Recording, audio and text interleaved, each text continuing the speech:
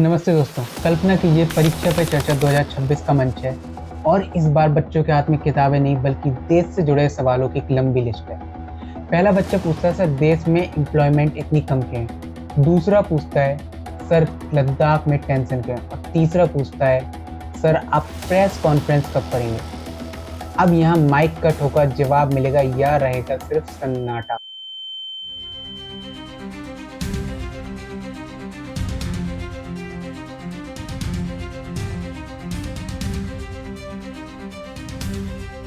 Again, by not letting people hear the message repeatedly, you are allowing an image that is contrary to the interest of Gujarat to continue. It's in your hands to change it.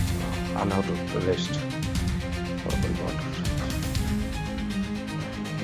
पानी आप पीछे दोस्ती बढ़ी रहे। सच यही है, Gen Z जाग रहा है। पॉलिटिक्स अब सिर्फ टीवी नहीं, क्लासरूम तक भी पहुंच गई है। 11 साल और जीरो प्रेस कॉन्फ्रेंस, क्यों? अमित शाह रेगुलर, क्यों? और दुनिया के बड़े नेता कितनी प्रेस कॉन्फ्रेंस करते हैं? बने रहिए अंत तक, क्योंकि आखिर में एक बड़ा सवाल आपका इंतजार कर रहा है।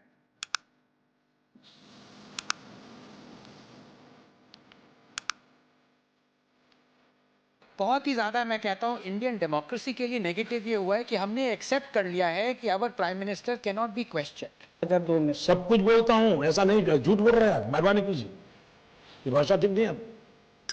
2014 से 2024 यह सिर्फ सत्ता का दशक नहीं बल्कि कम्युनिकेशन का एक नया मॉडल है। तथ्य साफ है, प्रधानमंत्री बनने के बाद पीएम मोदी ने एक भी फॉर्मल सोलो प्रेस कॉन्फ्रेंस नहीं की। नरेंद्र दामोदर दास मोदी।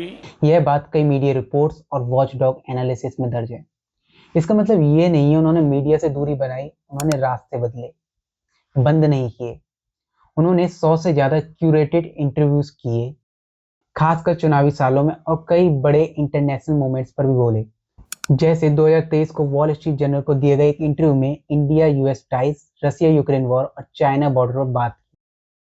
2015 में टाइम मैगजीन को दिए गए एक इंटरव्यू में अर्थव्यवस्था, लोकतंत्र और आतंकवाद पर लंबी चर्चा की। तो सवाल यही बनता है, प्रेस कॉन्फ्रेंस नहीं इंटरव्यू क्यों? समर्थक तर्क देते हैं, प्रेस का बड़ा हिस्सा होस्टाइल है, इसलिए कंट्रोल्ड सिटिंग बेहतर है।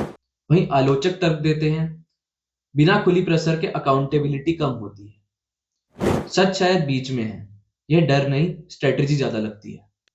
पीएम मोदी ने पारंपरिक मीडिया की जगह नए रास्ते चुने, जैसे मन की बात, सीधे 140 करोड़ लोगों से संवाद बिना किसी फिल्टर के, सोशल मीडिया पर मैसिव प्रेजेंस, बड़े रैलीज और क्यूरेटेड टीवी इंटरव्यूज।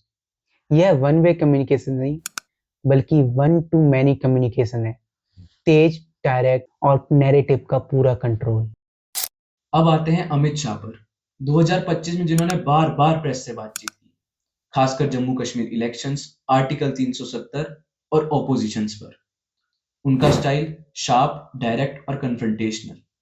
तो सवाल यही बनता है, मोदी शांत तो शाह वोकल क्यों? हम तो डिसिप्लिन सोच रहे हैं, अध्यक्ष हमारे लिए सब कुछ होते हैं। देखिए, हमें पूरा भरोसा है कि हम चुनाव जीतने जा रहे हैं। 6 बजे तक चुनाव अभियान था, हम जनता के संपर्क में रहे हैं। उनको लगता है कि मैदान में अब कोई काम नहीं रहा है तो वो ड्राइंग रूम की मीटिंग कर रहे हैं। मैंने जवाब दे दिया ना, हर चीज का जवाब प्रधानमंत्री जी ने देना जरूरी नहीं है, क्योंकि सवाल का बुनियाद ही नहीं है, बेसिस नहीं है। Thank you very much. आसान जवाब, अमित शाह अक्सर पार्टी और सरकार के अटैक डॉग की भूमिका निभाते हैं, वहीं मोदी रणनीतिक साइलेंस रखते हैं और शाह फ्रंट फुट पर खेलते हैं। प्रतिक्रिया ये मिलती है कि बीएसएफ तो केंद्र के अधीन है, आखिर ये विरोधाभास तुम कहाँ भाभी जी को याद करते थे? यह गलती नहीं, डिवीजन ऑफ लेबर है। लेकिन यहाँ इतिहास से तुलना भी जरूरी है। पिछले कितने पीएम ने कितनी प्रेस कॉन्फ्रेंस की? जवाहरलाल नेहरू ने 75, मनमोहन सिंह ने 114, राजीव गांधी ने 62, इंदिरा गांधी ने 42, अटल बिहारी वाजपेयी ने 55 और नरेंद्र मोदी ने 0। और आखिरी formal PM press 2014, Manmohan Singh. We'll be talking about the 40th anniversary of those two entitlements, the United States and guest of our speaker, Deepika Bambani. Our government is committed to use all possible means to normalize our relations. यह सिर्फ नरेंद्र मोदी का बदलाव नहीं बल्कि एक political culture shift है। आइए अब तुलना करते हैं वर्ल्ड लीडर से। अमेरिका में केल्विन कूलिज के समय 90 प्रेसर सालाना थे। बाइडेन भी लगभग 9 से 11 प्रेस कॉन्फ्रेंस करते थे, जो कि दशकों में सबसे कम थी। और ट्रंप भी फ्रीक्वेंटली प्रेस कॉन्फ्रेंस करते हैं। फ्रांस में मैक्रो बहुत rare prime time conference. Germany में स्कॉल्स अक्सर जॉइंट प्रेसर्स करते हैं, अकेले कम। पुतिन और सी जिनपिंग अत्यधिक कंट्रोल्ड रेयर ओपन प्रेसर्स। मतलब क्या?